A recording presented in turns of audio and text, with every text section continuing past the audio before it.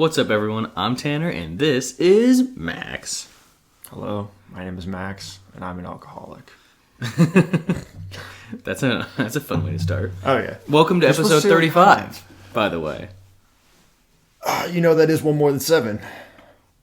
You mean like 3 plus 5? 3 plus 4 is 7. Okay. That's how you started the last one. I believe you. I'm going to get this I believe you. one day. Yeah. Cool. Very nice. You should just keep moving on. That's fine.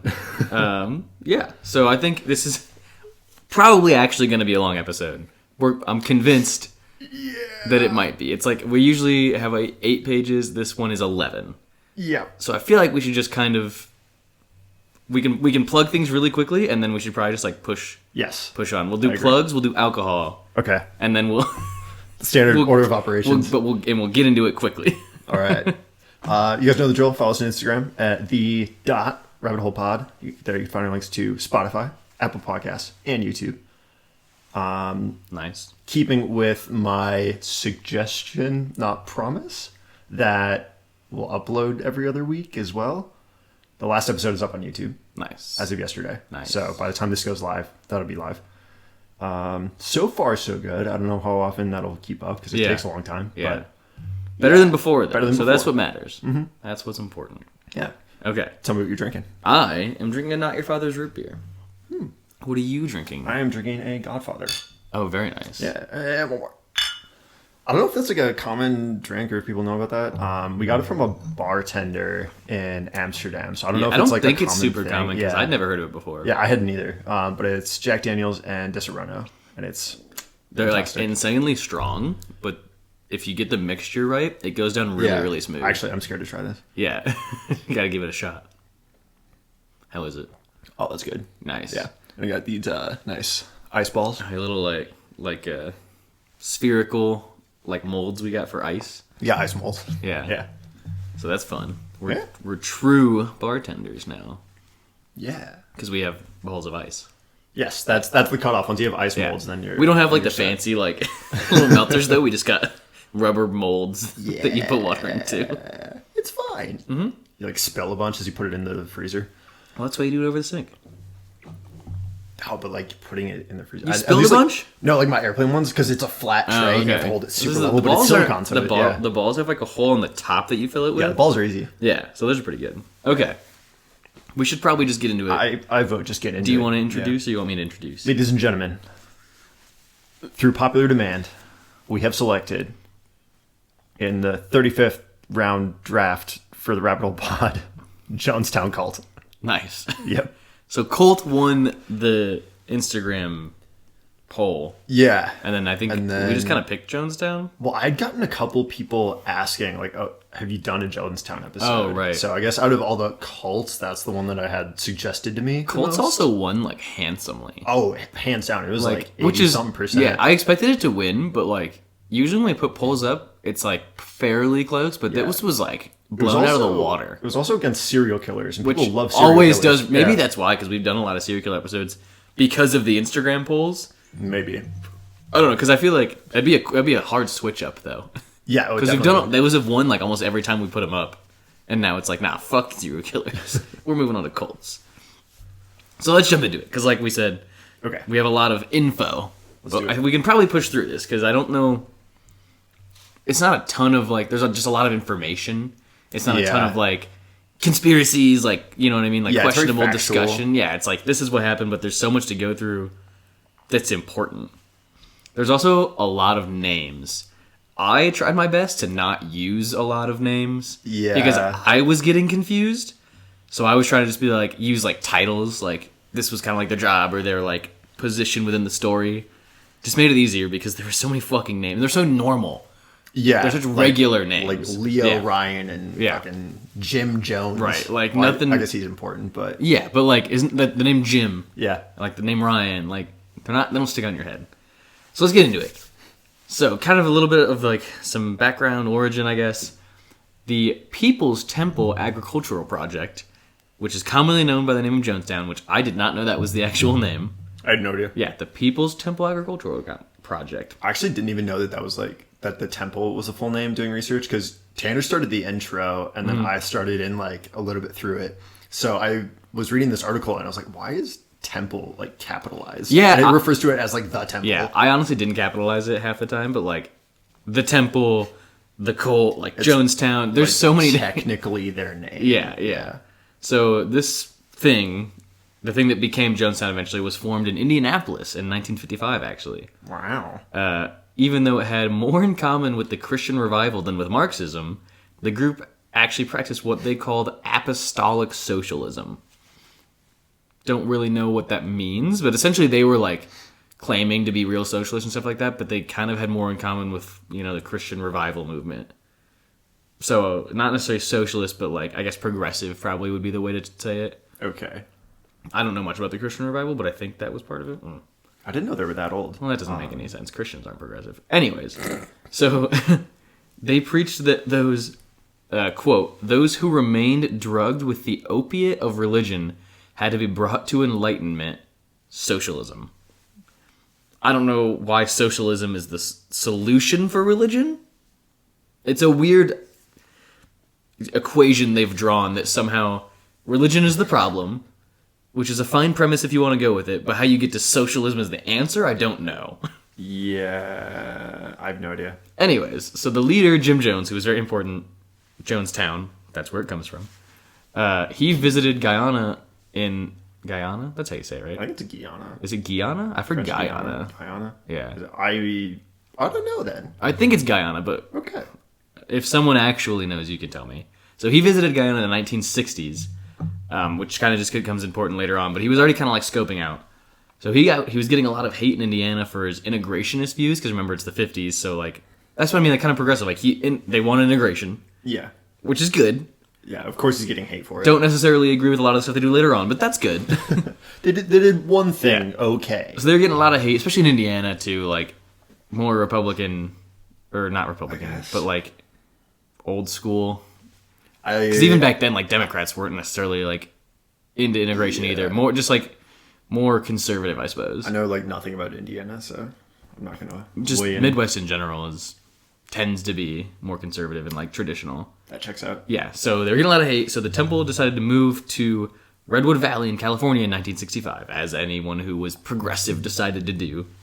In the early 70s, other branches were open in LA and San Francisco, and they moved their headquarters to San Francisco. With this move, the temple actually became pretty involved in politics. Their views were a lot more accepted in California, unsurprisingly. And Jones was eventually appointed chairman of the San Francisco Housing Authority Commission. What? They were like very politically involved for a time being. Okay. Yeah, it was kind of weird. So he had support and contact with some of the highest level politicians in the U.S. at the time. Yeah, I didn't know any of that either. It was weird how, like, I didn't listen to it, but they were like, basically he was rubbing elbows with like congressmen, and I think at one point he met like he was like in with a VP candidate, didn't win, but like a candidate to be VP. Interesting. Yeah, it was wild. So in the fall of 1973, Jones and the temple attorney Tim Stowen came up with an immediate action plan for responding to a police and media lockdown that had kind of gone down. Basically, they just weren't in good light anymore. So this plan had options including moving to Canada or to Guyana. In October of 1973, the directors of the temple, which I don't really know how many there are or how it's decided, but I guess there's directors. Like, it's not just Jones at this point.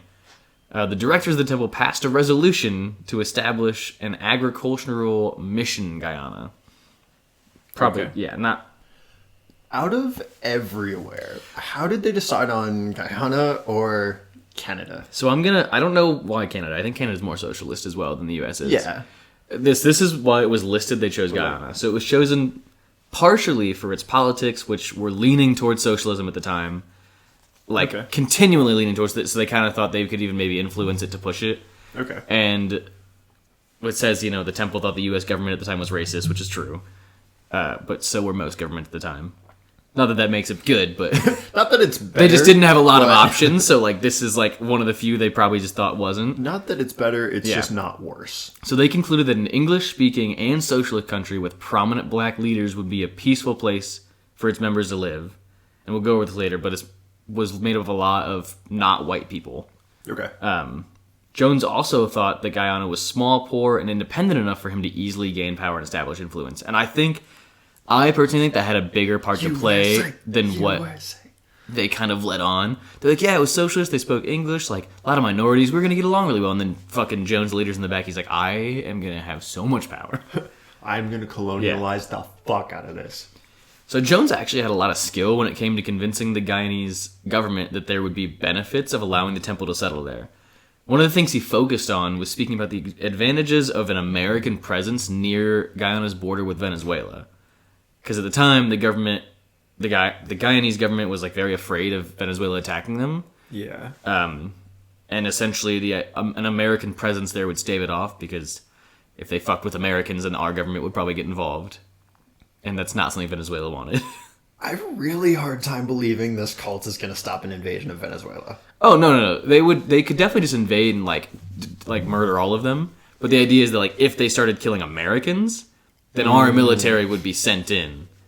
And that was kind of like the cult itself couldn't stop it. It was the idea that they were Americans, that the Guyanese government was like, okay, cool, if they kill Americans, then America will get involved. Yeah. And Venezuela won't go down that path because they'll get fucked. Yeah. This was the idea. Yeah. And at the time, America's pretty fucking trigger happy about getting involved in Central America and South America. The 70s? Yeah. So in 1974, Jones actually negotiated the lease of over 3,800 acres of land located in the jungle in Guyana, about 150 miles from the capital, which was Georgetown. Is Georgetown? I don't know if it still is, but at the time it definitely was. It might still be. Probably still is. I don't know that much about I'm going. Yeah, Guyana, capital city is Georgetown. Okay. Yep. I wouldn't expect it to change, but I didn't know for sure. So Georgetown, which was and still is the capital. So the site really wasn't great. Like, it didn't have very good soil. There wasn't like easily water accessed, I guess. But it was close to the Venezuelan border, so the Guyanese officials were willing to give them a lot of land because they were close to the border. Okay. Yeah. Here, you guys go first. Kind of, they were like, it's hard to grow anything. You don't have a lot of water, but because you're close to the border, we're like basically willing to give you all of this land. So it's like kind of a compromise there. Okay. Yeah. So that's kind of how it got started. All right. Now, before the mass migration, Jonestown, like you said, was just built in the middle of a fucking jungle. And roughly 500 members. Do you know how many were there, like, or how many members the temple had, period? Because I have the population eventually of Jonestown. It was like 1,000. Yeah. But I don't know if, like, the entirety of the temple moved there or if some remain in the States. I think eventually everyone that was part of it was living there. Okay. I don't know if that means the people that decided not to leave the States were no longer a part of it, or if they all did. Gotcha. Didn't really ever run across, like, specifically being called out how that all worked out. Okay. Because that just dawned on me. It's like, I have the numbers, but it's just for Jonestown. I just know, I don't like, know about the temple itself. Yeah, like later in all the articles, like, or the story or whatever, it never mentions members in the U.S. still. Right. So I'm guessing they all either went there or, like, left the cult. Okay. Well, as roughly 500 members started construction, they kind of went in like waves. So they had a huge wave at the beginning to build it, essentially. The temple encouraged more and more to relocate just as time went on. And Jones kind of had this idea that, yes, they were kind of fleeing media scrutiny, but he wanted to build a paradise. So a socialist paradise at that. Oh. So in 1976, like you said, they approved a lease, or Guyana did. And he also made sure to reach an agreement with Guyana to allow all of those members in, because apparently they had like reasonably strict immigration laws, and that many people coming in at one time would just totally overwhelm it. Sure. So they kind of like greased the skids, and it was probably like part of them getting shitty land, but it was close to the border or something. Yeah. So they really had to kind of finesse a way to get a lot of the people in. And it also included a meeting with Jones and the Guyanese government, in which he showed off an envelope which he claimed contained $500,000 in cash. Wow. And promised that it would be reinvested in the Guyanese economy. Where did he get $500,000 in cash? I don't know. I also am not confident that you can fit $500,000 in an envelope. Right. So whatever. I don't know. Yeah. But yeah, like it was definitely some shit under the table. Right. Yeah. And if that doesn't really set a precedent for questionable morals, I don't know what does. And so the influx of immigrants like totally overwhelmed their infrastructure or their immigration infrastructure. So they totally reduced safeguards to actually, or to let them in, but they also did that to dissuade people from leaving, like due to visa issues. Oh, okay. So Jones was really going hard with that. Yeah. I think he also, it was like suggested that he also used his American government influences to like really push that one along. Right. So as the community grew, Jones maintained that they were there for, or that they were the purest communists there are. Okay. His wife echoed that, calling Jonestown a place, quote, dedicated to live for socialism, total economic and racial and social equality. We are here living communally, end quote. So once inside, as it usually goes, members were not allowed to leave without Jones's permission. So they're really going hard with this communist Sounds about manifesto. communist, yeah. So the temple established offices in Georgetown, actually. They acted almost like... They had two purposes. So the first one, they would conduct official meeting business there, or official temple business in Jonestown or Georgetown. But they also kind of used it as sort of like an embassy. Okay. Because they had offices Yeah. in the Capitol, and they had very close ties to all the government officials. And temple members went through some pretty long lengths to stress loyalty to the Guyanese Communist Party. And so they reached out to the U.S., or Guyana reached out to the U.S. in 1976 to kind of keep an open door policy, almost on behalf of the temple because they were American citizens. And that was kind of their excuse, like, we want to have good relations with the U.S. We have almost like a colony of Americans here. Basically. And, yeah. And now that you mentioned the Venezuela thing, I feel like that's kind of like a hidden agenda. Like, That's why the U.S. was we want to like... get like buddy with the U.S. So they, do that kind of thing. Yeah. And so one temple member, Paula Adams, was involved in a relationship with Guyana's ambassador to the U.S. So there's a lot of like these little small ties that I feel like are pretty significant on the back burner. And Jones actually bragged about other women in similar roles too, and he called them public relations women. Like that's a position that you have. Like you just, I guess you're gonna get married to the Guyanese ambassador to keep good relations with them. Yeah. Yes, by the summer of, so that was all in 1976. By the summer of 1977, several hundred members had moved in by that point, including Jones himself. And it seemed that the speed was influenced by the growing media scrutiny, because it kind of, there was the initial 500 people to build a colony, but it sped up really fast after that. And it pairs up well with like the increased media scrutiny in the U.S. For example, on the night that Jones left, he was read a New West magazine. The magazine was called New West. Okay. And they were going to publish an article about Jones. And the editor, who he was like, they weren't friends, but they were like on good terms with each other. So he was like, listen, like man to man, I'm going to show you this. Right. It's running, but like here's a head start. Right. And basically it detailed allegations of abuse by former temple members that had left. And after the mass migration, Jonestown rapidly became overcrowded. And I think that it was due to the rapid acceleration that they were trying to get people in. Right. They didn't have enough time to develop to accommodate the number of people that came. Mm-hmm. So at its peak in 1978, the population was just under 900. So after everyone had moved in, unsurprisingly, the utopia that Jones promised fell short of expectations. Shocker. Which sounds about communism. To name a few things, people or temple members that had access to Georgetown frequently got, while it was under development, they frequently got movies from Georgetown, and they would just play them, and I mean, just for the sake of entertainment. Sure. Like, you love movies, I love movies, sort of thing. But they, as soon as they got to words are hard. As soon as they got to Jonestown with Jim Jones actually present, that ended. They were basically canceled in favor of Soviet propaganda and documentaries on American social problems. So instead of fucking watching, like, what I'm thinking of, like, I don't know, Mad Max was, I think, big in that era. Maybe after that with, like, Mel Gibson. So instead of watching that, So you know what? We're going to watch a documentary Soviet on propaganda. Soviet propaganda. Where they used the same tank in 20 different shots. But it looks cool, though. It's a cool tank. Yeah.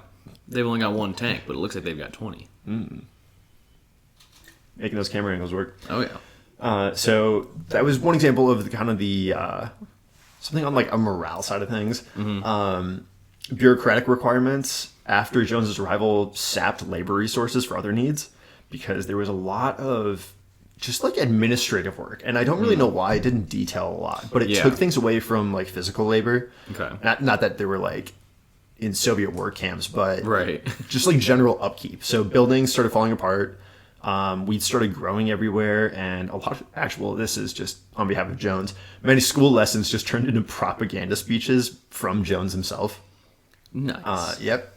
I really don't understand that. Like you can have a socialist or a communist colony, but the fact that he felt so strongly about preaching hours a day, like It's unnecessary. yeah. So for the first several months, temple members worked 12 hours a day, 6 days a week. In mid-1978... There's communists for you. Yep, there you go. So fun. Oh, yeah.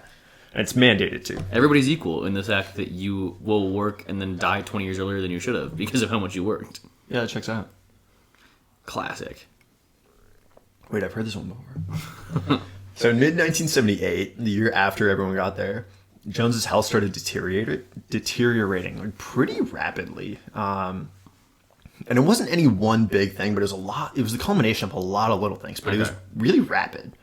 So his wife started managing more, and she immediately, like once she started taking over like the day-to-day duties, immediately reduced the workload to 8 hours a day, 5 days a week. Better. And after each day, members would attend, quote, activities in the pavilion, which included classes on socialism. So propaganda. Yeah. And then, which actually the classes on socialism were mostly Jones like teaching in a very, I'll call it an informative style, like it was structured. And then it would just fall right into a rant on like how the US sucks and socialism is like the way. I find it funny that he like got to that point because he was so like politically involved at one point. Yeah. And then the moment there was some scrutiny, like people found out that he was a shitty person. He was like, "We're leaving. America sucks." Yeah. I'm going to bring 900 people with me. Right. I imagine him like, they take off on the jet, he's like flipping everybody off, and they're like, They're like, "Get Bye." the fuck out, please." So Jones actually compared his work breakdown to North Korea, but in something that he was like proud of. Like I was gonna say, is that a good thing? Like we have the work ethic of North Korea, and everyone on the outside is like, oh, okay, Cool. Good for you. But he saw that as like a good thing. Like they Well, he's all they clearly did an was idiot. work. So. Yeah, and he bragged about it. So he'd get extremely frustrated, like during those seminars, if members weren't as invested in as he was. Everything he showed or talked about would be minutely analyzed. Like even just a clip from like Soviet propaganda or vice versa, a clip from like any American movie or documentary. Right. He had to analyze every single thing. So as you can imagine, it got boring after a while. And Sounds boring in a very short amount of time. Yep. So if members weren't as engaged as he was, he'd go off on another tirade about that. Like, you guys, you're here, you're part of this temple, you need to be invested in this. This is your belief. Like, you don't get a choice. This is your belief. Right. And every single night, he'd record and broadcast himself in the settlement through a PA system, reading news excerpts. He often read news excerpts from the Soviet Union and Cuba, and then things from the United States that generally were pretty negative. Like, oh, the U.S. economy tanked this much today. Like, the bird, I don't know. But these were broadcast constantly. And, of course, he spun everything into his political view. Right. So Jones's main method of communication back home to, like, the San Francisco area was the shortwave radio. And it included things from coordinating routine resupply requests to official temple business, resulting in multiple citations from the FCC for using amateur radio waves for commercial purposes. Because apparently that was a thing in the 70s. Sounds about right. So, as you mentioned, Jonestown stood on pretty poor soil, and Jonestown, believe it or not, despite being advertised as a utopia, was not actually self-sufficient. So they had to import huge quantities of things like wheat to stay alive. And medical problems struck about half the community by February of 1978. And Not surprising. yeah. So Jonestown had no prison or capital punishment, which I guess is good. But beatings were common. Which is bad. Yep. Beatings will continue until morale improves. Beatings were common, and occasionally members would be forced to spend a night in the box. The box? The box. So it was a 6 foot by 4 foot by 3 foot plywood box, and you go and have a timeout. That sounds awful. Yeah. There was also a well on the property, and sometimes children would be forced to spend the night at the bottom of the well. Sometimes upside down. That's like super bad for you. Yeah. Okay. Yep. Yeah. So sometimes drugs were administered, like sodium pentothal, for example, or Demerol or Valium. Yeah. Okay. Yeah. Really unnecessary. Yeah. But there were also, well, not but, there were, in addition to that, there were also armed guards on patrol constantly. Children were raised communally, meaning like you are a child of the community. Right, like right. You don't have parents, you're a child of the community. So, And they were, I love how it wasn't a prison, but the whole place had guards on it. The whole place was basically a you prison. can't leave without Jones's permission. There's just no prison inside of this already prison, basically. It's a prison. There's just not like one room with bars. Right. Yeah. Right. The kid thing's fucked up, though. Yeah, so they were only allowed to see their parents briefly at night. It was supposed to be like very cordial and almost like professional. Like, this is a courtesy to you. Like, go just see your parents and then GTFO. Weird. Yeah. And for a year, roughly, after everyone settled there, it seemed that the commune was run primarily, like financially run, primarily through social security checks cashed by members. Okay, so that's not great. Nope. Okay, So that's the state of Jonestown 1 year in. I do quickly want to cover the demographic. I wish I'd put this higher, but I just didn't. I put it down here. Because it's kind of important to understand some of it, like at least some of the reasoning for why they might have left in the first place. So they had around a total of 1,000 members at one point. Maybe not that lived in Guyana, because I don't know when this was taken. So roughly 70% of them were black, and of the group that was black, I don't know, did I put a percentage in here? 45% of them. No, 45% of the whole group. Sorry, I'm getting my numbers messed up.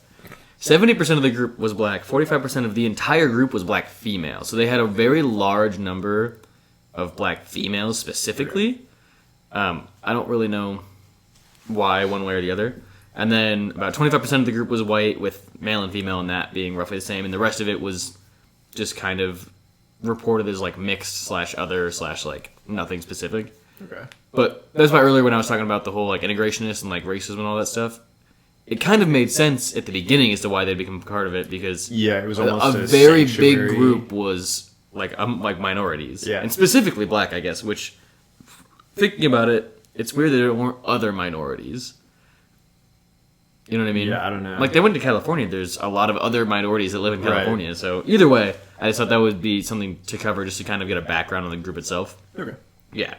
So now we're going to talk about something called White Knights. Oh, thank God. All right. I touch on this, like, for one sentence. I'm like, I think I know what this is, but I don't actually. So they're weird. Okay. So Jones would frequently address the members to talk about the safety of Jonestown, including saying that the CIA and other intelligence agencies were conspiring with, quote, capitalist pigs to destroy their group. Again, he threw a lot of propaganda, basically kind of like playing the victim card a little bit. Yeah, like, that checks out. Like, we're paradise, we're, the best. Like, people hate us, they want to destroy us, mainly talking about America, but just like generally capitalist countries. So yeah, sometimes after work, the temple would conduct something that Jones called White Nights. During these events, Jones would give 4 options. So they got to like vote. It was either attempt to flee to the Soviet Union, fight. So this is like say that Jonestown is under attack. Okay. It's like the almost like a rehearsal for if they were attacked. Okay. And these are the 4 options he would give. You'd either attempt to flee to the Soviet Union, fight the attackers, commit revolutionary suicide, or flee into the jungle. Those are like your 4 options. And I'm pretty sure they voted every time, and then I don't know if they like acted it out or like. I was going to ask, did they like practice? I think kind of. Okay. So this will be fun for you.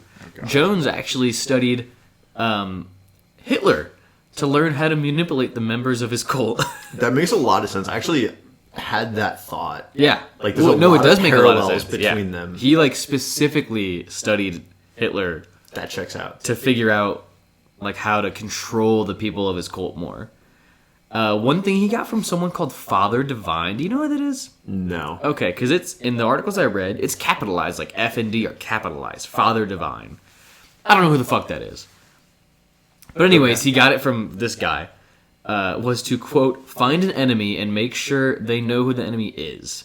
Which is kind of what I was just saying. Like, he's playing the victim card. Like, capitalists are our enemies. Like, America's our enemy. Like, they hate us. This is how we pull together against them type of thing. Kind of like an underdog situation in sports. Like, a lot of times they perform better because they're really unified against, like, the big fucking, people that's expected to win. Yeah. But that's, like, way cooler than this. This is just annoying as fuck.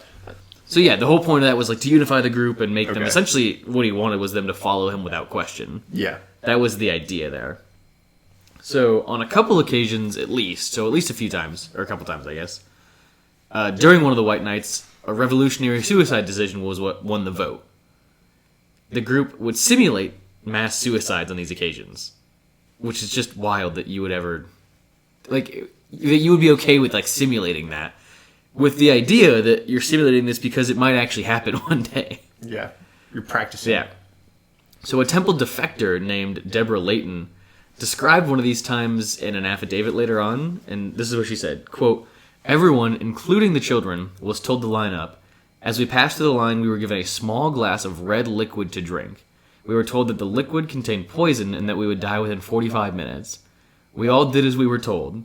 When the time came when we should have dropped dead, Reverend Jones, so Jones explained that the poison was not real and that we had just been through a loyalty test. You've been punked! Yeah. He warned us that the time was not far off when it would become necessary for us to die by our own hands. So, like, he was conditioning them mentally for a long time to do this. So, like, to do whatever the fuck. Like, it clearly wasn't, none of this was snap decisions. Like, I don't know why, but he had all these thoughts in his head already. Yeah. Weird dude. So, the temple had actually been receiving half-pound shipments of cyanide, kind of another... Clearly, he had an idea here. Monthly since 1976. So half a pound every month for, at this point, 2.5 years. And Jones had obtained a jeweler's license in order to buy the chemical because it was also used to clean gold. In 1978, a doctor in the cult wrote a memo to Jones asking if he could test the cyanide on some pigs they had, since their metabolism is somewhat close to humans. So yeah, the whole thing is just wild. So this is kind of like, I don't know, sort of an aside, but sort of like showing what, the people they were really about. So it's essentially like a custody dispute.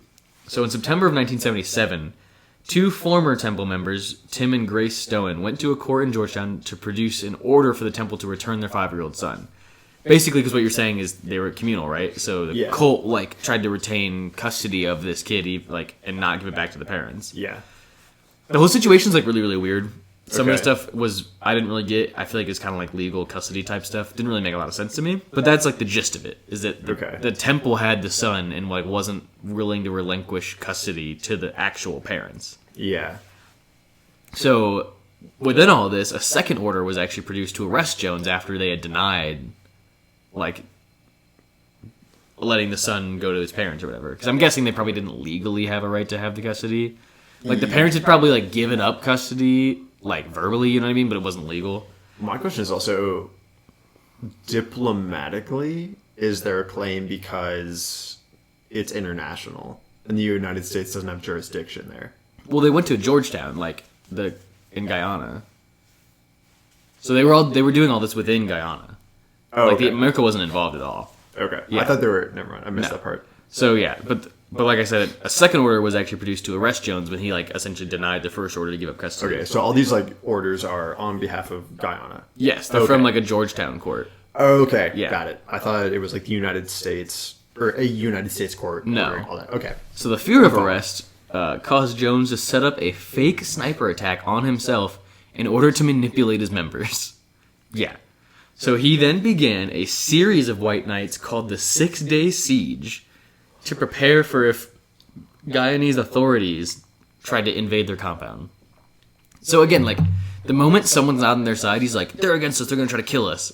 Six days of that whole white night thing I was just talking about. Yeah. Why?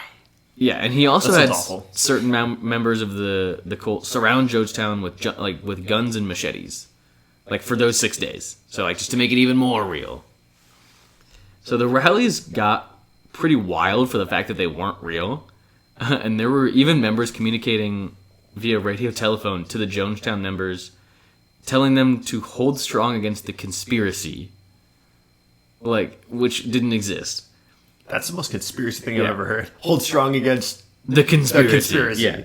Guyanese authorities actually assured Jones they weren't going to invade the compound. Like, they were like, we're not going to invade, but, like, you should come, like, talk to us or, like, give up the kid, basically, right? But he, like, continued, like, he was informed of that during this whole, like, 6-day siege thing and, like, just kept it going. It's like creating a problem like, for himself. To make sure that people would follow him. Like, basically typical cult leader shit. He was like, he knew nothing was at stake, but he wanted to make sure that they would follow him. Just so we know. What? I was like, just so we know they're I following. thought you were going to ask me a question. No. So, after this 6-day siege, Jones thought the Guyanese government couldn't be trusted, even though the siege didn't come from him. I just thought that was funny. They were like, we're not going to invade you. You can stop. And he was like, no, I can't trust you after all these white nights. And like, but that was you. That was you. So he had multiple members write to over a dozen foreign governments asking about immigration policies if Jones decided to move the cult at some point. In Georgetown, the temple conducted meetings frequently with the Soviets, Yugoslavia, Cuba, and North Korea. So talks with the Soviets, also that list is like 4 of the worst places to live in the world. Yeah. I just find that funny. Talks with the Soviets often were about moving the cult there, and there were like documents produced with potential places within the USSR that they would be interested in settling and all that shit. Like, it was like, I don't know if it was pretty close to happening, but it wasn't like, just like, oh, maybe we'll move there. Like, there was a lot of research that had gone into it. Yeah. And talking with Soviet, like, diplomats. So even though Jones and his executive partners, along with many members of the cult, had expressed interest in moving the whole thing to the USSR, like, they were like, let's fucking move and go there, Jones, like, out of nowhere, switched up his position and was like, actually, I think it's best if we stay in Guyana.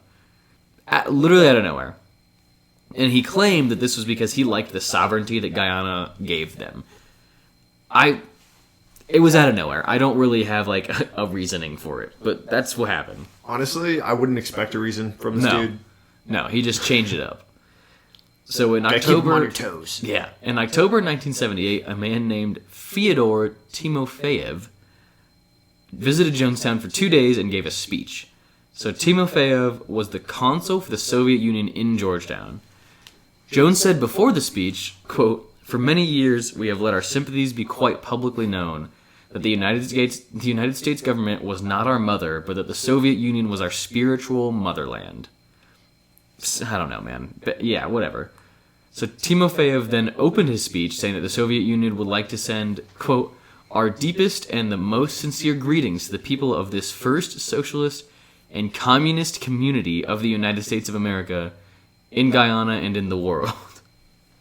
Basically claiming that, like, these were the first Americans to accept communism, like all that shit, even though they didn't even live in America, and they kind of, like, denounced America, essentially, as being where they're, like, from. But whatever.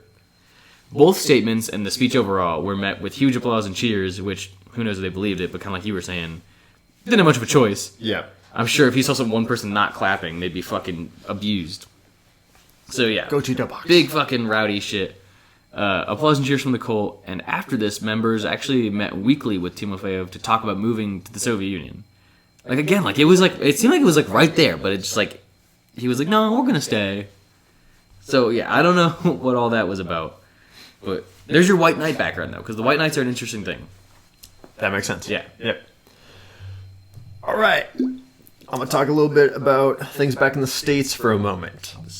As I'm sure you can imagine, relatives started becoming concerned. No.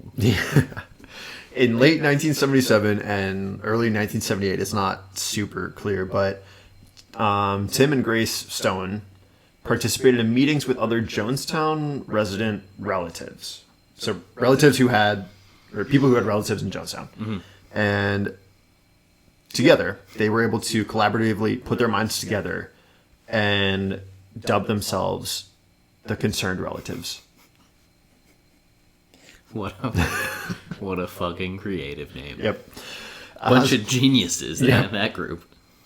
So Tim Stone started writing to the Secretary of State and the Guyanese government.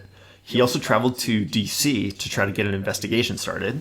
And in 1978, he wrote a straight-up white paper to Congress requesting that Congress write to Prime Minister Burnham, who's the Prime Minister of Guyana.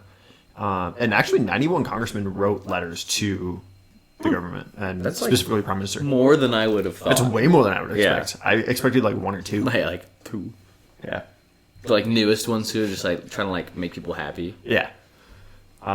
So other high-profile figures, however, remained loyal to Jones because, like you said, he's very politically active. So Harvey Milk, for example, wrote to President Jimmy Carter defending Jones as a man of great character. Well, fuck Harvey Milk. He's got a stupid-ass name. Yeah. Did a lot of good shit, but... Yeah. Well, fuck. I don't care. He defended Jones. So he also added that temple defectors were pretty much... Or Milk added that temple defectors were pretty much just lying through their teeth to damage Jones's reputation. And over the next few months in 1978, so getting like late spring, early summer, there were multiple lawsuits filed back and forth, each like between the concerned relatives and other people in the United States and Jonestown, and just different reasons, but going back and forth. Sure. Like you would follow a lawsuit, they'd follow a countersuit, and then the It's like an Uno reverse card. Yeah, exactly. Like as you're being served, you have someone serving that server. Yeah. To go return the serve to the servees. Yes. Yeah. So the largest I saw was 150 million. Oh my God. Seeking 150 million from Stone. And that's in the 70s too. Yeah, exactly. So in the summer of 1978, Jones solicited the help from Mark Lee and Donald Freed, both Kennedy assassination conspirators and lawyers. Conspirators or conspiracy theorists? Conspiracy theorists. Right, yeah. Different. Yep. Following. Just want to make that clear. Conspiracy theorists. They're like the CIA definitely unalived Kennedy. And good distinction to have there. Yep. Cool. Yeah, they were also lawyers, so they represented Jonestown on a ton of different matters. Okay. But yeah. Mark Lane was his name. Mark Lane? Mark Lane. Yeah. Okay. I wrote that wrong. So, Lane held a press conference claiming none of the accusations against the temple were true, and that there was a massive conspiracy against them. Among the agencies named in this alleged conspiracy were the CIA and FBI, obviously, but also, curiously, the United States Postal Service. Hey man, you don't know the shit that United States Postal Service is up to. Those motherfuckers are on the front lines. So though Lane portrayed himself as a neutral party to like the people he was representing, Jonestown, Sure. Jones was paying him $6,000 a month to generate these theories. That's a lot. Yeah. Especially, again, in 1970s money. Yep. $6,000 a month is a lot. That's $26,000. We did the math. Roughly $26,500 a month today. Holy shit. Yeah. Where did Jones get this money I from? fucking made that up for $26,000. Social security checks, and also that's a good question because he was rich as fuck. Was he? He had access to millions of dollars. I know he had access to it, but like, why did he have access to it? I don't That's know. what I mean, because like I saw a bunch of times too when there was like just money thrown around by Jones. Yeah. But I don't know where the money comes from because it never mentioned like how he made this type of money. Yeah, that never dawned on me. Okay. Because I kind of assumed that was the result of his like political interactions and You don't make that much money. running the cult. But now that you Like, that much now money. that you question it, I actually like. I don't And it's know. not like he was like a congressman taking bribes. Like he was that weird thing with like whatever he was for California. Like he wasn't some like high up that was going to be getting bribed with millions of dollars by companies. So, yeah, It's not bribery. We call it lobbying. It's fucking bribery. Yeah. I've just wondered that because later on, like, there was some big numbers thrown around too. And I was like, where the fuck did that come from? Yeah. Like, Social Security doesn't get you that much fucking money. I'm a little... Okay. As long as we're on the same page. Yeah. No, I'm surprised that... I just didn't know if you saw anything about it, because I never did. It didn't. never mentioned where he was getting this money from. No. I have no idea. Anyway.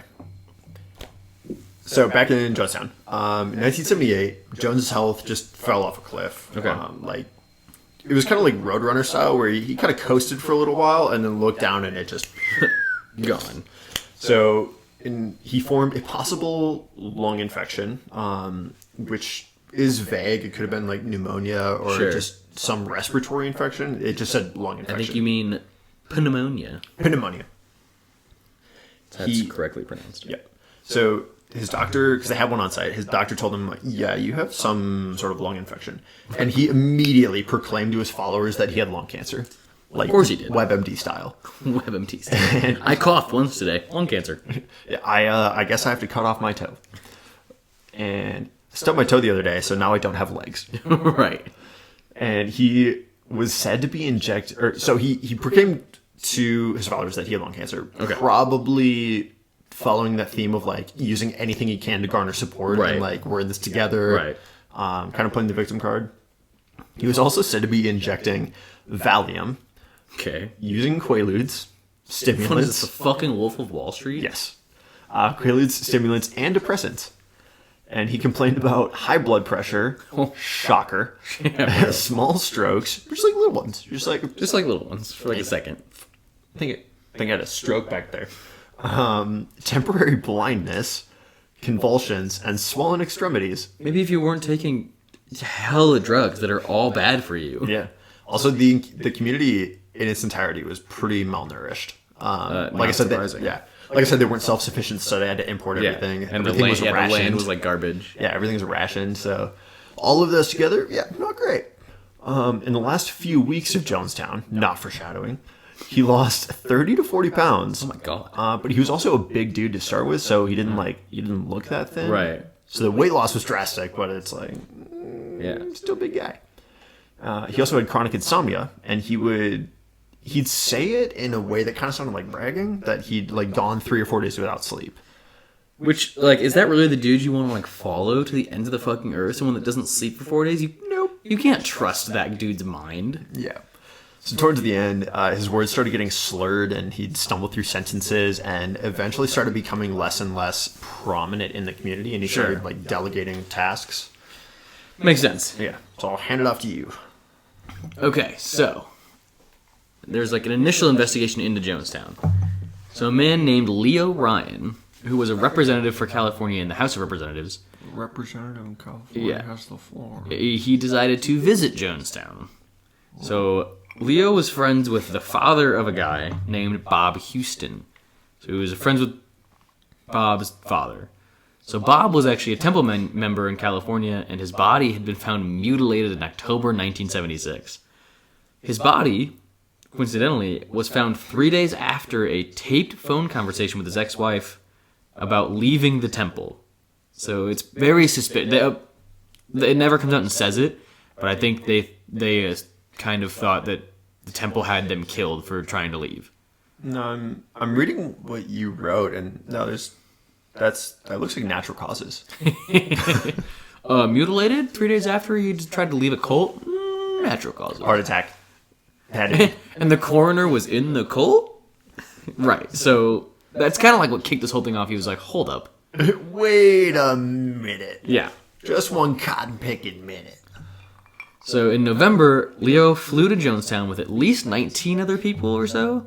Something like that. Yeah, so it was a mix of Leo's own legal advisor, like a bunch of reporters, and some of the concerned relatives that all went. Okay. And then also a representative of Guyana and the director of mission from the U.S. Embassy in Guyana. Okay. So I think he met a couple of them there, too. Like, I think the two Guyanese workers. That was kind of like his little group, like his little entourage that he was traveling with, was that. Okay. So originally, when Leo arrived in Guyana, he was told that he would not be allowed into Jonestown. However, he essentially said, I'm fucking coming in either way. Like, he was like, I'm gonna come. So they were like, okay, fine, you can come in. I kind of want to believe that's part of like the open door policy that they have with the U.S. Like, listen, you said you have this. Either I'm coming in or there's going to be issues. Right. Probably he was like, you told me I could come before I flew here. So they let him in, but they met at an airstrip at Port Kayatuma. And because of aircraft seating limitations, only 4 of the concerned relatives were able to join on the trip into Jonestown. So there's more than that, but that's all that were allowed to come with to Jonestown. You forgot the trademark on 4 concerned relatives. Oh, 4. I actually didn't know that was like their official name. Because I didn't read the concerned relatives part. I thought that was just like how they were referred to. They dubbed themselves the concerned relatives. Yes, I never realized that. The whole time I wrote it, I was like, I don't know. I read it twice. I was like, oh, yeah. No, they're serious. I just assumed it was like a big group, so they just found it easier to call them that, but that's fucking funny. So at first, only Leo and 3 others were actually allowed into Jonestown when they got there. With the rest, I don't really understand why. But the rest being allowed in after sunset. There was never a reason listed. So that night, there was a musical reception in Jonestown, and the group seemed to be accepted, like, into the community just fine. Like, for the short stay. Like, obviously they weren't permanent. Okay. But, like, they weren't treated, like, with hostility, essentially. Okay. Although Jones apparently was bitching... Oh, I just hit this table. That's probably going to be loud. Jones was apparently, like, bitching the whole time about government conspiracies and all that shit. But, like, everybody else was fine. It was just him being a shithead. Checks out. So it was later found in some audio tapes recovered by investigators that Jones had run rehearsals on how to convince Leo and his group that everyone in Jonestown was happy. Which immediately means everybody in Jonestown was not happy, right? So, yeah, there's that. Steve, I'll take red flags for 400. Or Alex. So on that night that the group was there, a couple of members actually made a move for defection. So Vernon Gosney and Monica Bagby were the 2 members. Gosney actually mistook one of the reporters for Leo himself and handed him a note, which read, quote, "Dear Congressman, Vernon Gosney and Monica Bagby, please help us get out of Jonestown." So, he gave it to someone in the group, which was good. But a child member saw this and verbally alerted all the other members, which also just kind of goes to show how fucking brainwashed people are. Like, a kid saw this happen and was like, oh my god, someone's like, you know what I mean? I was going to say just fuck kids. But... Well, yeah, no, fuck them kids for sure, but, like, it just goes to show, like... For sure, but also... It goes to, like, how brainwashed, like, a child did this, you know what I mean? Gotta start them young. Yeah. So, the reporter eventually passed the note on to Leo anyways, and with this note, Leo kind of realized that something was very wrong in Jonestown. Like, because the people seemed happy, but there's, like, this dude's passing a note, like, we need to get the fuck out. So Leo did get the note, though? Yeah, no. Because he gave it to a reporter, so the reporter gave it to Leo. I wasn't sure if that would, like, be the end of it. Right. Okay. Yeah, so he got the note. And then he was kind of like, no, this dude's smiling as he's being like, get me the fuck out type of thing. You know what I mean? So Leo and a couple others stayed the night in Jonestown that night, while the rest of them were told that they had to leave. Which, again, they were just like super weird, like who could stay and who couldn't. So they went back to that Port Kayatuma and stayed somewhere there, or Kayatuma. So the next morning, 11 members of Jonestown escaped and went in the opposite direction of Port Kayatuma, including the head of security, Joe Wilson, which this will come up later, why this is, like, weird. That's not very secure. Yeah, that's not very security of you. Later that day, more people asked, when Leo was leaving, asked to leave with Leo. So, like, hey, we want to leave Jonestown, like, can we leave with him? Including the original 2 from the note, saying that Jonestown was a communist prison camp. And all the people, which should have been suspicious right out of the bat, all the people that asked to leave were permitted to leave by Jones. I don't get the communist prison camp, though, because, like, there's no bars. There's no bars, dude. Just people with guns. There's no bars. Yeah, so... It's actually interesting that they were permitted to leave, because We'll get into why. Okay. That's why I said it should have been suspicious immediately. Okay. So most of Leo's group was basically about to leave on, like, a big truck. Leo was going to stay behind and process any more defectors. But, like, the rest of the group was going to be leaving on some, I don't know, a big truck. I think they said, like, a dump truck or something like that. Right before the truck left, a temple loyalist named Larry Layton asked to join. And a lot of the defectors were, like, very suspicious of... Because this dude was, like, known to be, like, very loyal to Jones and to the temple. Wasn't he, like, one of their lawyers? I don't know, maybe. I might be mixing him up. Yeah, because there's another person with the last name Layton, too. If it wasn't him, I'm pretty sure Larry Layton is, like, one of their lawyers. Could be. There was also another person with the name Layton. I don't remember what they did. But either way, that's who this was. But yeah, the people like that were part of the temple that were defecting were like, this is weird. Like, there's kind of a lot of them. So after the truck left, a member named Don Sly grabbed Leo and held him with a knife, basically.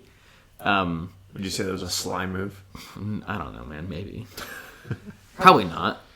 Don Sly was probably not a sly person. Let's be honest. But the whole thing got de-escalated, and Leo wasn't hurt or anything like that. But he was advised to leave Jonestown while his legal advisor would go file a criminal complaint against Don Sly. So the truck wasn't that far away and stopped and picked Leo up and then continued on to the airstrip. The group had originally scheduled a 20-passenger aircraft, a Twin Otter, to fly back to Georgetown from Port Kaituma, but because of the defectors, they now needed another aircraft. So the U.S. Embassy arranged for a second plane, which would fit 6 people, and this was a Cessna. First of all, I didn't know you could fit 20 people on a Twin Otter. Second, is that the best we can do? It's just going from the port to Georgetown. Oh, I thought no, that was... Okay, it's just from back to the U.S. Port to Georgetown, and then from Georgetown they'd come back to the U.S. Got it. Yeah. Never mind. Disregard. So Layton was meant to get on the Cessna, which was supposed to take off first. So the Cessna, taxied to the end of the airstrip, was getting ready to take off, and as this was happening, Layton pulled out a handgun. What? And started shooting at the other passengers in the plane. Must be a fucking terrible shot, because Cessnas are a lot big. He wounded both Gosney and Bagby, which were the 2 original defectors, which seems kind of targeted, and then also attempted to kill another member who ended up disarming him when the gun misfired. So he didn't even kill anyone on this small-ass plane with a handgun. He just injured a couple of them. And so that's why, it was suspicious that he wanted to go with. Well, this is why. He was trying to kill people. I shouldn't react I mean, good. He didn't kill anyone, but, Right. That's sad on his part. what I'm thinking. Yeah. So while the Cessna was taxiing, before Layton had shot anybody, people had started to board the Twin Otter. During this, a tractor with a trailer pulled up, driven by members of the temple's Red Brigade security group. So that was their security group's name, was the Red Brigade. Of course they had to give themselves that? a nickname. Brigade. Yeah, of course it's also red. Yeah. Because they're fucking communists. The tractor drove up to the Twin Otter, and when they were within about 30 feet, the Red Brigade... I can't say that word. Brigade members... Say Red Brigade. Yeah, I think it's the Red Brigade. Yeah, I think it's... the Red Brigade. Yeah. Yeah. Because I can say Brigade just fine. Brigade's fine. Red Brigade. Yeah. Yep. It's something about Brigade. Red being in front of it fucks it up. But anyway, so they got off the tractor and open fired with shotguns, rifles, and handguns. Right around it was right around the same time that Layton was pulling out his gun on the plane. It was at the end of the airstrip, taxiing. I mean, bonus points for coordination. It was well coordinated. So yeah, that happened, and a couple members also circled the plane while on foot, kind of while all the shooting was going on. So there were 9 shooters in total, with Joe Wilson being one of them, one of the dudes who supposedly escaped that morning. So this was clearly a setup, the whole thing. Yeah, it was planned from the beginning. Was he part of the group that went the opposite direction? Yeah, that they should have. Right. Okay. He escaped Jonestown in the morning and went the other direction, supposedly at Port Kaituma. And everybody was confused that he left because he was the head of security. They were like, "That's weird that he'd be a defector." Okay, but he wasn't. So people were asking "Hey Jim, can I leave?" And he was like, "Yeah, you can leave." Yeah. So yeah, that's what I mean. He knew what was gonna happen. That's why I was when he said yes, without question, it was that should have already been suspicious. Checks out. Yeah. So multiple reporters were killed, along with a temple defector, and Leo was killed after being shot over 20 times. So he was very clearly they were told to target him. Yeah, because he got shot 20 times. So 9 more were injured in and around the Twin Otter. After the shootings, the Cessna pilot, along with the pilot and co-pilot of the Twin Otter, as well as Bagby, fled the Georgetown in the Cessna, leaving everyone else behind. So all the people that were injured, those 9 people injured on the runway, they just left them there. But okay. Yeah, so this is kind of really shows kind of who Jones really is, I feel like. Where they were we actually don't like it here, we want to leave. And he was like, oh, okay, hey, go kill him. That's super fucked up. Dude had it. It was either an on or an off switch. There's nothing in between. Yeah. Okay. Well, that also gives me more context for this. So before leaving Jonestown, so fast forward or rewind earlier to that day. Mm-hmm. So before leaving Jonestown, Lee Ryan told Gary, who I think was, I forget, I asked you about this. Wasn't it a lawyer or something? I think a lawyer. Yeah. So Leo Ryan told Gary that he would portray... Or no, sorry, Gary... I think it was... Yeah, Gary was one of their lawyers, who was... He focused a lot on like public image of Jonestown. Okay. So Leo Ryan told Gary that he would portray Jonestown in good terms to Congress and kind of encourage the United States to continue diplomatic relations and like the whole 9 yards. So Leo stated that none of the 60 relatives he interviewed wanted to leave. Okay. And the 14 defectors made up a tiny portion of the population, and that Jonestown was a beautiful place. Mm-hmm. So because they have 14 defectors, he's like, well, there's like 900 of you, so like it's probably not that bad. And despite their lawyer, Charles Gary, giving a positive report, Jones told Gary that he'd failed, as in like Jones thought he had failed himself. Right. And that all was lost. All was lost. So at this point, like once there was a diplomatic presence in Jonestown from the United States, and they saw what was going on, and they left, even though they said like, might not be true though. He might have just been saying that. Jones is like, it's over. Like things are fucked. We got to go. So after Leo left, Marceline Jones, Jones's wife, made an announcement on the PA system because Jones can't talk. Loves the PA system. Yeah, big PA guy. So she made an announcement on the PA system saying everything's all right. Like everyone go back inside, just go about your lives. Mm-hmm. Everything's okay. And at this time, this is like late afternoon. So during this time, aides began preparing a huge metal tub of jungle juice with grape flavor aid, called Flavor Aid, which is basically Kool-Aid, poisoned with. I'm gonna get out my medical degree for this one. Diphenhydramine, promethazine, chloropromazine, chloroquine, chlorohydrate, Valium, and cyanide. That's a lot. Yep. What I really think happened is they just raided Jones's medicine cabinet, and you know what? Just throw it all in. Yep. I think if we throw it all in, it'll be enough. Yeah. So everything was mixed in to this huge vat of Kool-Aid. It's technically Flavor Aid. I'm just going to call it Kool-Aid because that's what everyone knows it as. No one's going to fucking say Flavor Aid. Everything was mixed with the help of the in-house doctor, who, fun fact, was a former meth addict. Oh. Classic. Yeah, I don't know if that contributes things, but just keep that in your mind. So he'd been researching for a long time the best ways to die in advance of the foreseen mass suicide, i.e., White Night rehearsals. Right. 30 minutes-ish after Marceline's announcement saying everything's fine, go inside, Jones himself called everyone to the pavilion. A 44-minute cassette tape recorded parts of that meeting and became known as Jonestown's first mixtape or the Death Tape. Oh, nice. Yep. And you can find it online. Yeah. It's probably really weird. Jarring. Yeah. Yeah. I listened to part of it because it's 44 minutes long. I didn't listen to the whole thing, but part of it is kind of being on the outside, it's like I don't understand the commitment. Yeah. So it's weird. He'd just been conditioning these people for so long to do anything he said. Yeah. Which is like most cult leaders are the same way. They just kind of pound them into submission almost. Yeah, you'd say, all right, time to kill ourselves, and everyone was just like, okay, all right, yeah, makes sense. I guess today is the day. Makes sense. Yeah, so the temple had planned something like this before, and kind of getting into the White Night rehearsals, and the theory was, quote, you can go down in history saying you chose your own way to go, and it is your commitment to refuse capitalism and in support of socialism.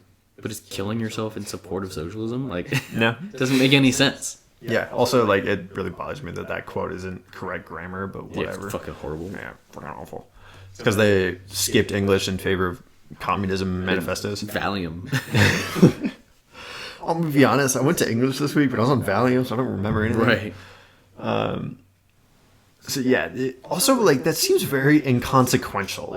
You can choose your own way to die, just make sure you're anti-U.S. on the way out. Who the fuck cares? Okay. Yeah, no one gives a shit. Yeah. So temple member Christine Miller suggested that during this meeting when he was like, all right, we're going to commit revolutionary suicide. a member named Christine Miller suggested that alternatively, the temple should try to go to the Soviet Union. And Fair immediately shot down. Yeah. Rebuttals included reincarnation, like we can die and be reborn. Yeah, they were like, we should die, and here's why. Yeah. Or simply stop being a Debbie Downer. She was told, like, this isn't what we do here. Like, just let it go. Right. We don't have good ideas here. Yep. And then they also convinced her that it wasn't possible to get to the Soviet Union. I like how that's, like, the third option. Right. Like, first of all, shut up. First of all, fuck you. Yeah, second of all, like, dude, we can die, be reborn. Third of all, it's hard to get there. You could be reborn as a fucking zebra. How sick would that be? Running packs. Yeah, which is also probably not true because they had so much communication with that diplomat that it'd probably be pretty fucking easy to get them all there. Yeah, and the diplomat, I don't know if it was like a campaign lie or the diplomat seemed very like He's very interesting. welcoming. Yeah, for sure. Yeah, so eventually Christine backed down. At this point, shooters returned from the airstrip where Leo Ryan was supposed to be, and the shooters confirmed that they killed him. Mm-hmm. When they returned, so one Vietnam vet noted, like, when the shooters returned, some of them had, like, that 1,000-yard stare. Yeah. And after that, there were quite a few temple members that rose and spoke to the group, mostly, like, praising Jones for his decision for the group to commit mass suicide, revolutionary suicide, because that's going to change things. Stupid as shit. Even after... This, I thought was funny. So they all kind of, like, went in a circle popcorn style, like... basically generally praising Jones for like this decision and kinda like encouraging the group like this is the best for all of us. Kind of like in The Office at the Andy's garden party where they like just keep going around giving toast to Robert California. Yep. Yeah, same shit. It's like more than anybody needed. Yeah. It's clearly too much. Yes. And Jones himself got fed up with it. So, you know he's just like ready to die when a cult leader is like tired of praise. Yeah. So that like people just kept standing up and Jones was getting visibly frustrated with it and verbally asked them to speed it up. Right. Like, let's just get this over with. Come on. We just kill ourselves already. Yeah. So I thought that was funny. But at some point, the group all began to start drinking the Kool-Aid. First up were many of the mothers with tiny children. I don't know if that was like a conscious decision or if they... Probably. But maybe.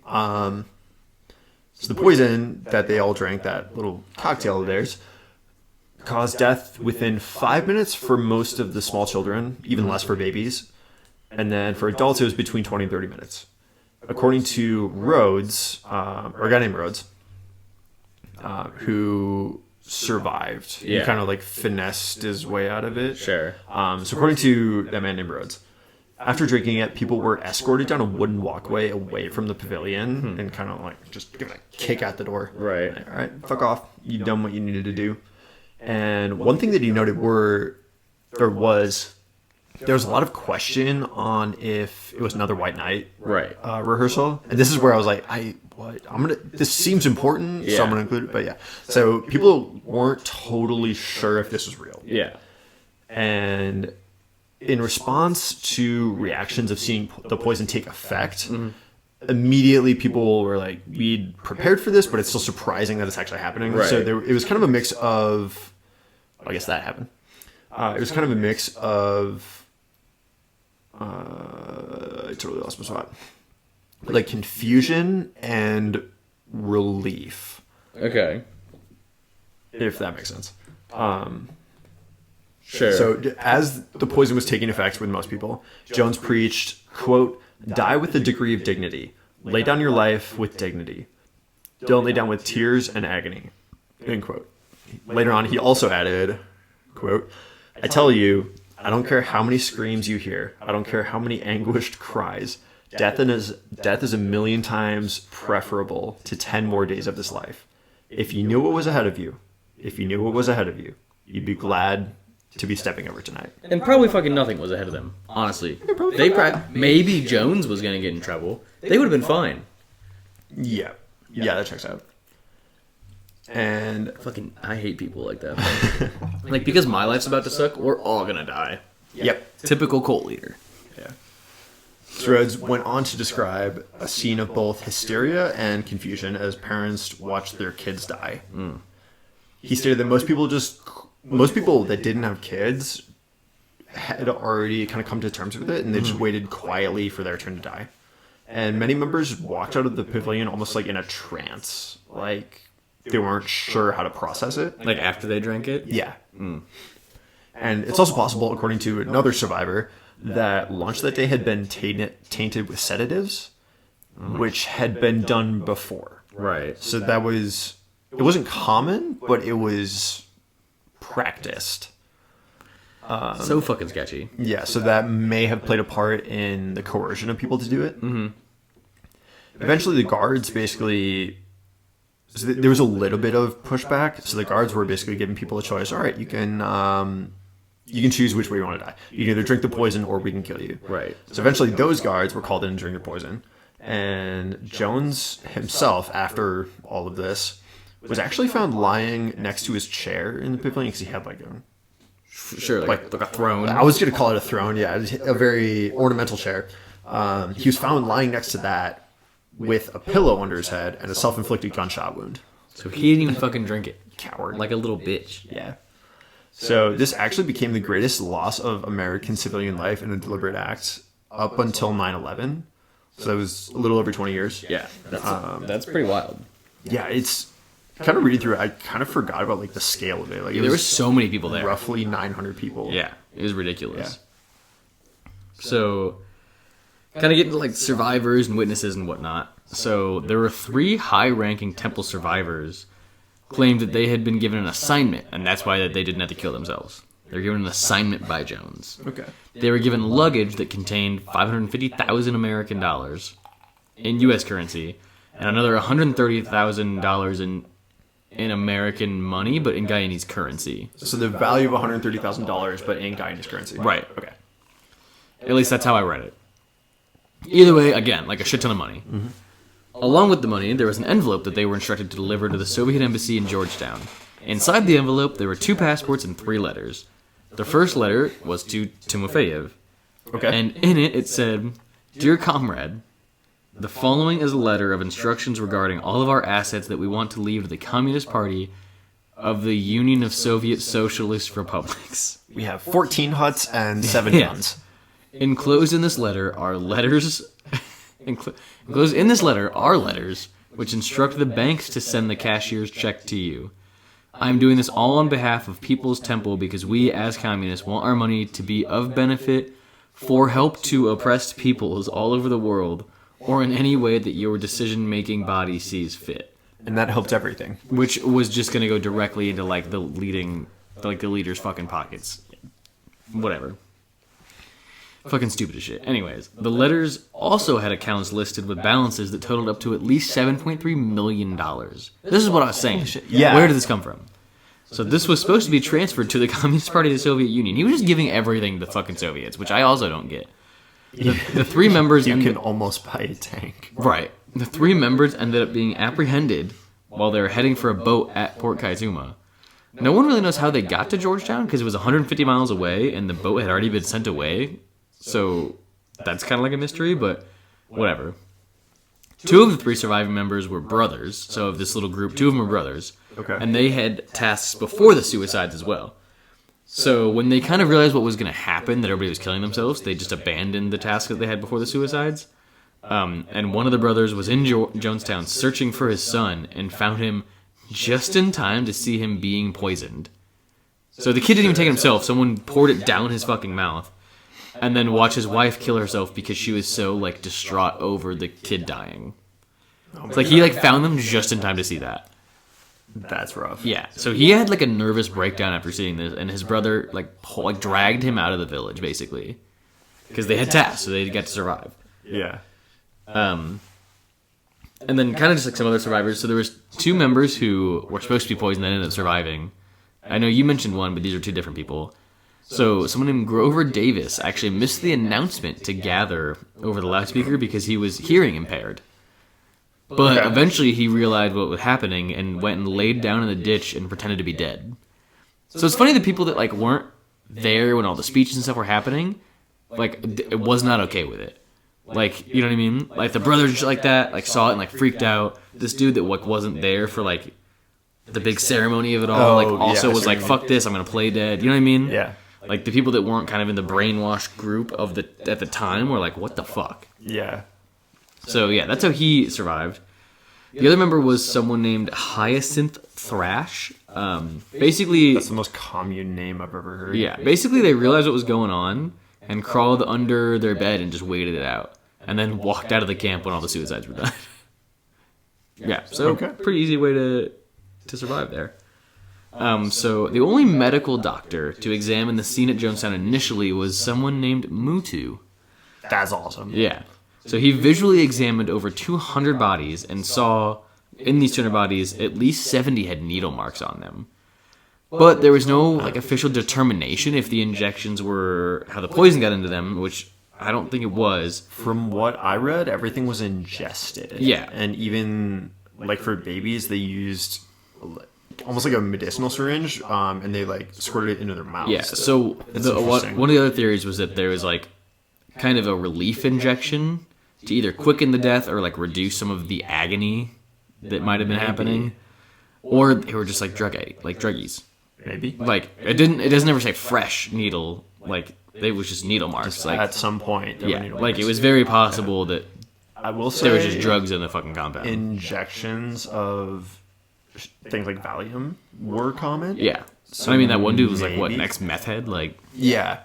It was also common for people to be injected with Valium. Like, right. if they're like causing a scene or something, you're like, all right, you know what, calm down. The Red Brigade is going to go inject you with Valium. So it's not what killed them, but like, that was also going on, essentially. Suspicious. Yeah, so Mutu and an American pathologist found cyanide in some of the bodies, but they also found several tranquilizers along with potassium cyanide, potassium chloride, and then there's all the shit you mentioned that was in the fucking things. Like, but there was a mix. Yeah, like, it wasn't all... That's weird that it's not consistent. But it also was like, again, people might have just been taking shit.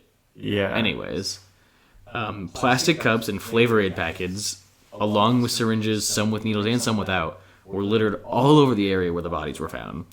Mutu also concluded he also concluded that one member had a gunshot wound that could not have been self-inflicted. So probably what you were saying. So basically, they determined that someone shot her. Okay. She probably was refusing to take it, but she also had a lethal dose of cyanide in her system.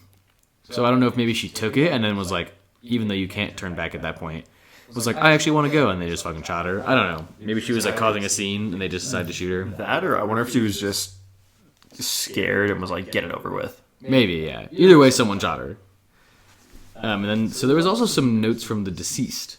So found near Jones's wife, Marceline, is that how you say it? That's how I've been doing it. I don't know. So found near Marceline's body, who is Jones's wife, was a note, and it reads, quote, I, Marceline Jones, leave all bank assets in my name. Do you want to guess who they're left to? Well, I read it. Oh, okay. To the Communist Party of the USSR. Of fucking course. The above bank accounts are located in the Bank of Nova Scotia in Nassau, Bahamas. Please be sure that these assets do get to the USSR.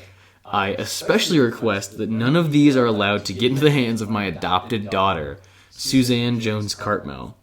For anyone who finds this letter, please honor this request. It is most important to myself and my husband, James W. Jones. Like, that's kind of fucked up, right? How do you even, address... Fuck my adopted daughter, specifically. Give it to the Communist Party. That's going to use it for nothing good. How do you physically address a letter like that? Like, to the USSR? It was just literally just, like, sitting there. Yeah, it's like, okay, someone could just tear it up. Like, someone rocks up to the Kremlin and is like, Who cashes this? Like, how do we do this? It's just a note. Yeah. So another member left a note. I'm not going to read this one in its entirety because I think there was a lot in it, but some of it, right? So this is one of it. I am at a point right now so embittered against the world that I don't know why I'm writing this. Someone who finds it will believe I am crazy or believe in the barbed wire that does not exist in Jonestown. Essentially saying, like, we weren't held here even though they were. The people that left got fucking killed. So yep. The last line of the note said, we died because you would not let us live in peace, which is also not true. They died because their leader was a dipshit. And then the most interesting quote from this whole thing was probably, where's it fucking start? I lost it. But here it is. Jonestown, in all caps. Jonestown, the most peaceful, loving community that ever existed. Yeah. I have some questions. Yeah. And another part, Jim Jones, again, all caps. Jim Jones, the one who made this paradise possible. Much to the contrary of the lies stated about Jim Jones being a power-hungry, sadistic, mean person who thought he was God of all things. And his hatred of racism, sexism, elitism, and mainly classism is what prompted him to make a new world for the people, a paradise in the jungle. The children loved it, so did everyone else. Not facts, though, because a lot of people left, and the children were brainwashed, so you can't fucking trust their judgment. Also, I don't know why, but I find the list of like racism, sexism, elitism, and mainly classism. Like it's like he mainly hated classism. He was kind of a racist, and he was definitely sexist, but he was not classist. Like I don't know. I just thought that was funny, and he clearly did think he was God because he made the decision to basically 900 people to die. Like, yeah. So on November 18th, at the temple headquarters in Georgetown, there was a radio transmission instructing the members there to take revenge on the enemies of the cult and then commit revolutionary suicide. So I didn't really find anything about revenge. I don't know what happened, but basically there was like a family there, kind of. So one member, it was a mom, killed 2 of her daughters. She had 3 daughters. I think it was 10, 11, and like 21. Okay. So the mom killed the 10 and 11-year-old with a knife. And then the 21-year-old helped the mom kill herself with that knife. And the 21-year-old killed herself after helping the mom kill herself. Yeah, again, like it's tedious. Right. So it was not chill. Basically, it was not chill. That's how I'm gonna put it. Did you get a UAV after? Yeah. So, following up, pretty much right where that leaves off. If you remember the airstrip, there were a bunch of shootings. Larry Layton was arrested by Guyanese police in association with those. Several hours passed after the shootings before everything like calmed down. So it took a long time for Guyanese officials to arrive at the scene, and even longer for things to get like resolved. So eventually, a Guyanese government plane arrived the following morning, so hours later, and they evacuated all the wounded that were still alive. Several people had escaped from both the airport shootings and Jonestown, and hid in adjacent jungles for several hours until help arrived and their safety was kind of guaranteed or assured. Yeah, I don't know sure. about guaranteed. There was also another group that escaped from Jonestown that was lost for 3 days in the jungle and nearly died when they were found by Guyanese soldiers who helped them out. Okay. One of the most unexpected deaths occurred, however, when survivor Michael Prokes was in a press conference 4 months later. He read a statement, then excused himself to go to the bathroom and shot himself there. Okay. And on the body was a note that said, quote, "Don't accept anyone's analysis or hypothesis that this was the result of despondency over Jonestown. I could live and cope with despondency. Nor was it an act of disturbed or programmed mind, in case anyone tries to pass it off as that. The fact is that a person can rationally choose to die for reasons that are just, and that's just what I did. If my death doesn't prompt another look at what brought about the end of Jonestown, then life wasn't worth living anyway." End quote. Okay. So I read that a couple times, and it seems kind of like back and forth. Like, this wasn't over Jonestown. Like, I'm doing this not because I'm crazy. Right. But at the same time, he's like asking people to take another look at Jonestown because it fucked him up. Yeah, yeah. I So think I he's don't- saying like he's not killing himself. At least that's how I take it. He's not killing himself because like everybody in Jonestown killed themselves and he was like trying to go along with them. You know, like he's not saying like Yeah. I'm doing this because I was supposed to because of Jones told me. It's Yeah. more like I'm doing this because I basically wanted to die and I want to send a message that like this needs to be looked into. Yeah, that makes sense. But I think at least that's how I take the whole like it's not because of Jonestown in the sense of it's not because of Jones telling him to do it. Yeah. But like basically like this fucked me up bad. You guys should probably check it out. Yeah. So he, Brooks, was also adamant that his dedication to the temple wasn't to Jim Jones, as it's kind of portrayed, like Jim Jones thought he was a god. Right. The reason Brooks wasn't a part of that wasn't because of Jim Jones, but rather to an organization of people who had nothing left to lose. And this is a quote, a place where they could all be welcomed and fit in, end quote. So it was kind of, I don't know if he had issues fitting in early on in life, Sure. but it was kind of like a sanctuary to him. Yeah. Anyway, all in all, 918 people died in Jonestown. Of those, 914, including Jim Jones, were collected by the U.S. military and sent to the U.S. for identification. Generally, the bodies were cremated in Dover area funeral homes. And kind of randomly, in August 2014, the never claimed remains of 9 people were found in a former funeral home that had shut down and was being renovated. 5 of those remain unclaimed. Okay. So about half of all the victims total, so 450-ish, were laid to rest in Oakland, California. There's a monument there and everything now. Oh. Larry Layton, who was the shooter aboard the Cessna, was initially found not guilty of attempted murder in a Guyanese court by reason of insanity, claiming he'd been brainwashed. I mean, true. Yeah. So he couldn't be tried for most of the murders because they were abroad, or the crimes because they were abroad. Right. However, he was instead tried under a federal statute protecting internationally protected people, i.e. Leo Ryan and Dwyer, who were U.S. congressmen. Right. He was convicted of aiding and abetting the murder of Ryan and attempted murder of Dwyer on the plane. He was the only person to be held criminally responsible in any capacity for anything in Jonestown. Because he's one of the 3 people that didn't die. Yeah. The event was covered heavily by the media for months after that, and actually a Gallup poll placed it as the most recognized current event ever. Yeah, I mean... For their standards. Right. Yeah. It still is, even though we don't really learn about it in school or anything, but everybody just kind of knows what it is. Yeah. Although I do say there's a lot of details I didn't know. Same. I just kind of knew it was this is where the phrase drink the Kool-Aid comes from. Yeah. That's, I feel that's probably why everybody knows it. Yeah, that would make sense. Yeah, it was the most recognized public event ever at the time, recognized by Gallup. Yeah.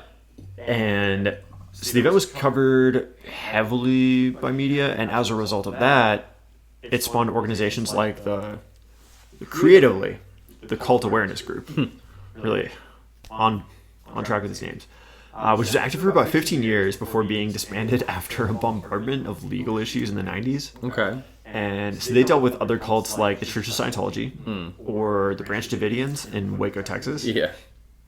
In late February of 1980, Al and Jeanne Mills, the co-founders of the creative name, The Concerned Relatives, and their daughter were found shot and killed execution style in their Berkeley home.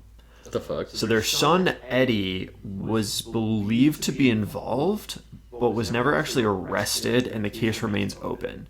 So whether or not that had something to do with the cults isn't clear, but it's definitely suspicious. Feels weird that it wouldn't, though. Yeah. And... yeah, execution style. That makes it seem that's very what I mean, personal. Yeah, that's what I mean. It's weird. It's not like they were just murdered in an alley.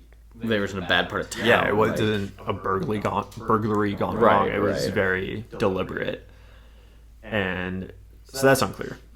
Tyrone Mitchell, another survivor, he wasn't a survivor. A former Temple member that remained in the United States, lost 5 siblings and his parents at Jonestown. And he lived across from a Los Angeles elementary school, and in 1984 opened fire at a group of students from his second story window, killing 2 people and injuring 12 before killing himself. And I think... yeah, it's fucking people up. Yeah. Even people that stayed back home, too. Right. People really ended... it affected so many more people than just at Jonestown. So I think you'll cover this next, but... considering the poor explanations of what exactly happened in Jonestown is really just through survivor accounts, and the existence of classified documents on behalf of the U.S. government, there have been quite a few people suggesting government conspiracies are at play here. But that's kind of where I'll trail off with the aftermath. Yeah, so this is really just to wrap it up, because that's the story and everything that happened. There are a couple conspiracies that popped up, not super long, because there's really no info to go off of, but interesting to talk about. So in 1979, right after this happened basically, a former aide to Congressman Leo Ryan named Joseph Hollinger claimed that Jonestown was actually a mass mind control experiment conducted by the CIA. So essentially like MK Ultra, but like a whole town. But it worked. Right. In 1980, a newspaper also made the claim that the CIA was involved with Jonestown and all that shit. Okay. In 1987, a piece was published in the Soviet Union called "The Jonestown Carnage: A CIA Crime." Unsurprisingly from the name, this claimed that the Jonestown members were assassinated by the CIA to suppress opposition to the U.S. regime, essentially taking the side of like they were communists, so they had to kill them type of shit. That's really all the conspiracies. They all kind of follow that same CIA was involved type of shit. And again, there's nothing detailed because there's no details in the story to get details for a conspiracy off of. Right. I think they were just fucking nuts. Yeah. Honestly, I don't think the CIA fucking did it.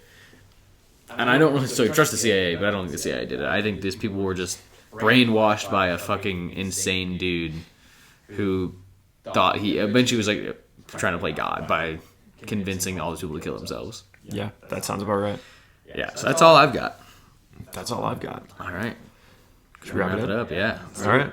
You guys know the drill. Follow us on Instagram at the.rabbitholepod. There you can find our links to Apple Podcasts, Spotify, and now YouTube, which is maintained for the time being. YouTube. I'm trying. Yeah.